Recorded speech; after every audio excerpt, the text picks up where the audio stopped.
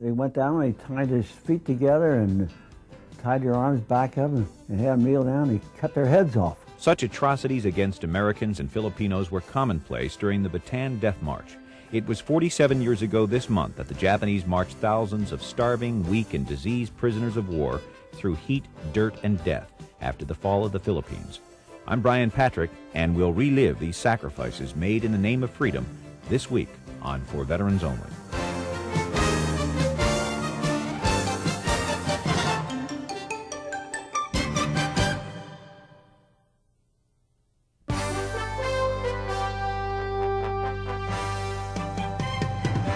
For Veterans Only is a national television news magazine for America's veterans and a presentation of Veterans Productions USA. Reporting for Veterans Only is Jim Clay. Brian Patrick, backgrounds the horrors and the heroes of Bataan and Corregidor. The Japanese laid down a barrage that these hills, like you see where they're all green, were completely denuded in about a couple hours. And the trees, some of them were hit to look like broom straws sticking up. From that day on until the surrender, it was almost like that.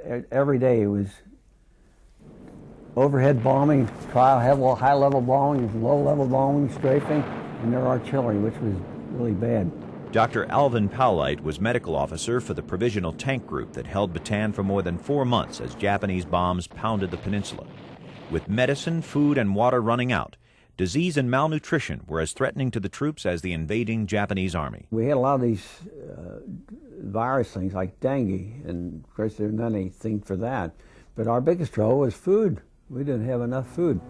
At the capitulation, when we capitulated in Bataan, it was just about a fourth of a ration for all the people there, and most of the men that weighed 195, 200 pounds were down to 135, 125 pounds.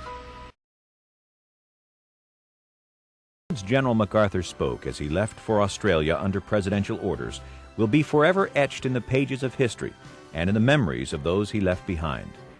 The President of the United States ordered me to break through the Japanese lines and proceed from Corregidor to Australia for the purpose, as I understand it, of organizing the American offensive against Japan, the primary object of which is the relief of the Philippines.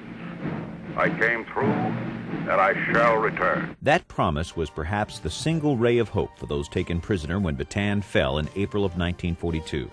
The days ahead would be a living hell, remembered as the Bataan Death March. Ben Minota was with the 803rd Engineers, and he lived to talk about it. We were in Marvellis when that march started. It was hot, and San Fernando was 90 kilometers away. We had to do away with our stuff and carry theirs, machine guns and ammo cases. No food and water. Our guys were dropping like flies. It took 5 days to get to San Fernando. When we got there, God knows how. Corregidor calling, Corregidor calling, Corregidor calling.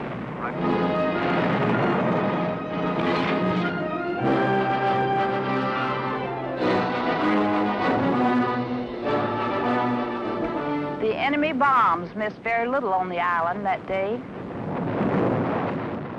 Chief Nurse Ann Naylor-Giles worked to treat the wounded in a makeshift hospital in the Malenta Tunnel as bombs exploded overhead. We got right down to work. I tied my hair up in a piece of gauze and checked the shock ward to see if they had adequate help. Then I went to the operating room where I gave anesthetics to one casualty after another. For nearly a month, the defenders of Corregidor held their ground. But soon, the inevitable. General Jonathan C. Wainwright surrendered the rock, and with it, all of the Philippines.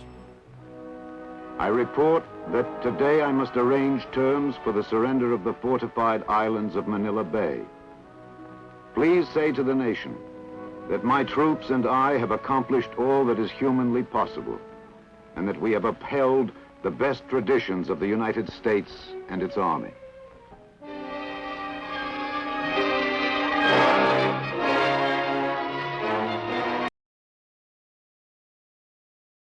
read books on survival and also learned some Japanese, and he used that knowledge to help others through the ordeal. And I asked this guard in Japanese, you know, asking him in Japanese about giving water. And that son of a buck, he hit me on the top of the head with his rifle. And but you know, he got the water for us too, which is strange. And then one sergeant, he says, "Hey, Captain," he says, "you got a hard head." He says, "Ask him to give us some rice." I thought, well, I'll try him again. So I asked him for rice, and he looked at me kind of funny, but he gave us the rice. On another occasion during the Death March, Dr. Poweleit and a sergeant left the column to fetch some water for the men. This Japanese guard came down there, and he hit the sergeant with the butt of his gun, and he hauled off and hit me in the face. And I looked around, and I didn't see anybody. You know, it just couldn't see anybody. So I hauled off and hit him in the jaw and knocked him out. I know I must have broke his jaws because I lifted him up. You could feel him moving. So then I hit him a couple more times, and then we threw him over into in this bamboo thicket. Taking back the South Pacific island by island.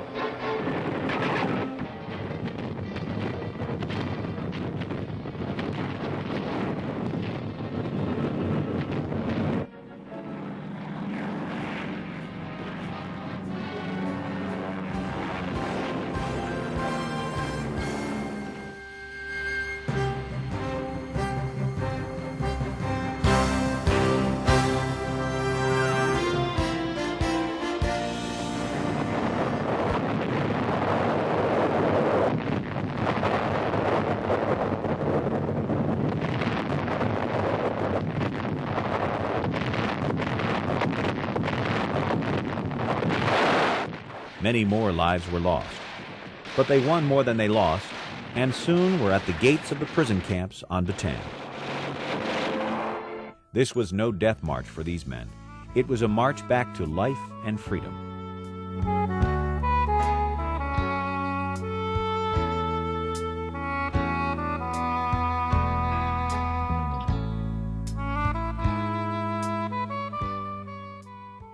Now, only the rock remained.